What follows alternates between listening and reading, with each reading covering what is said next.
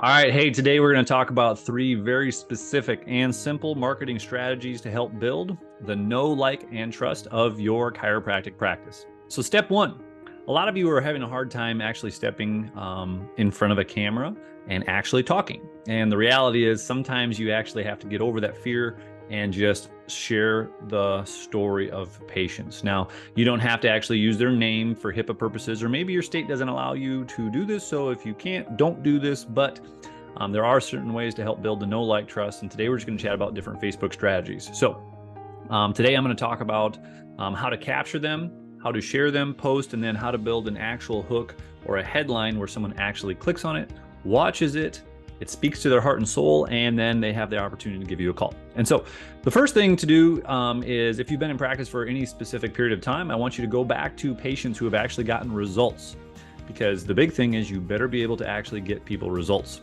There's a lot of good marketers out there, and there are people who are just great at marketing and horrible at getting people results. And so what you do is you go back to your patient files of probably your favorite patients who have overcome different challenges.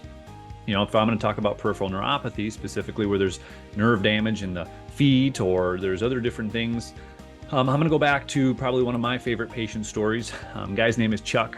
And so I would pull out his file. And all I do is I go right away to his 90-day re-exam. And what I would do is share a story specifically about one of my favorite patients, Chuck.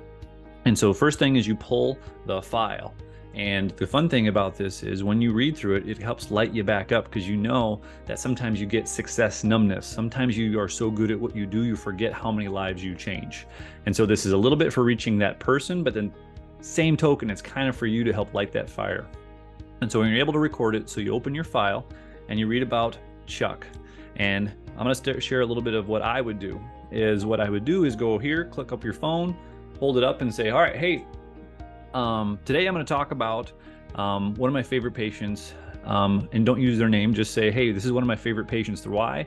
I grew up on a farm, and quite honestly, farmers are kind of tough patients. What happens is they'll serve so hard and they'll run and they'll go and they'll take care of their tractors better than their health. But the challenge is when their feet stop working, like for peripheral neuropathy, their balance gets affected. Well, Chuck came into our office, and a very kind soul, very stoic, but very kind. But eventually he got to the point where he was tripping over corn stalks and couldn't even walk.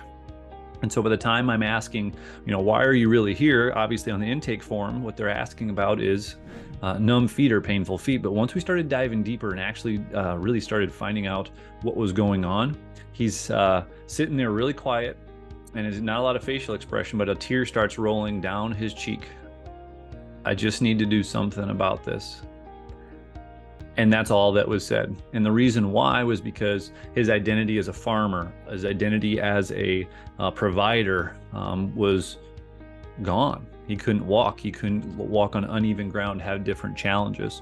And so what happened is that was day one. The cool part in his 90-day re-exam, he found out he was doing so much better. He goes, man, I feel more confident when I'm out in the field. I don't feel like corn stalks are a challenge anymore. And he sees kind of this, again, he's just very kind, but he doesn't have a lot of facial expression, but he just has he has more happiness. And he goes, man, I just feel more confident. And when you share these stories specifically from the heart, if they're not willing to do video testimonies, you don't have to use their names. You can just share your passion about why you do what you do. Hopefully you feel that from me. And if you have that, you don't have to be as animated as me. I know I'm kind of animated at times, but when you share from your heart that patient's story on the 90-day re-exam, when they say, yeah, I had 90% better in my numbness or tingling, or I could walk better, which was fun. But if you did a good job on the consultation, you figure out it's way more than numb, sharp, tingling, or whatever the symptoms were. You figure out how it's actually controlling their life. And so the cool thing about this is when we fast forward and you figure out why they were really there, and so he eventually was afraid he'd have to sell his farm. And so once you figure that whole thing, the conversation dives around keeping them out moving so they can stay farming if you can get them results. Obviously, you don't want to, you want to make sure you underpromise and overdeliver, but you got to be able to deliver the goods. The cool thing is we were able to deliver the goods. And so what I would do is capture that story, pull out the file, capture that story. But the cool part is, what do you put for the caption of the hook? You don't put, we help with neuropathy. Here's the reality. There's certain people who know what peripheral neuropathy is, and there's certain people who don't know. And so they're more what's called problem aware or symptom aware in this case. So numbness, tingling, etc. But if you want to take it one step farther, what I would do is go towards how it affected his life. And so in his case, what I would put on the caption of the video, like this one I would create, I would say, farmer can walk again. Or farmer doesn't have to sell his house and move off the farm. Because what that does is it goes to the internal dialogue of the actual patient. And so when you're able to share that, you could say, that is the headline. People are going to watch, they go, what the heck's this? They're intrigued, not all these videos of we help neuropathy. People get bored with that. And over time, as you continue to share the stories of the internal dialogues of the pains, not just the external ones where my feet are numb and we had a 50% improvement in symptoms, no one cares. They want to know how it affects them. They want to know how it affects their life. And so if that's something where you're able to share the true internal pains and desires, but the bigger thing is how you're able to get them results, the more you share that consistently, the more you become the authority, the more they build the know, like, trust, and then the skepticism drips away. They come in saying, I remember you shared a video of a guy who was a farmer who couldn't do that. I'm there right now. And then you don't have to dig in the consultation to figure out more and more and more why they're there, or you don't skim past the superficial stuff like my feet hurt.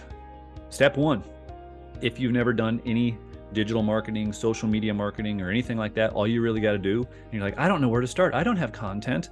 Go back to your patient files. Find the ones that light you up. Find the ones you've actually helped. Go to their re-exam form and go, holy cow, they have. You don't have to share their name. But obviously, if you can get patient testimonies and your state allows you to do that, you should do that. You should use that. But again, not numbness and tingling, better. Or neuropathy, better, even worse. And I've done this before. But when you take it one step farther and you say, hey, farmer's able to walk again. Okay, that's good. But when someone says, patient no longer had to sell his farm, it's more intriguing, it's more interesting.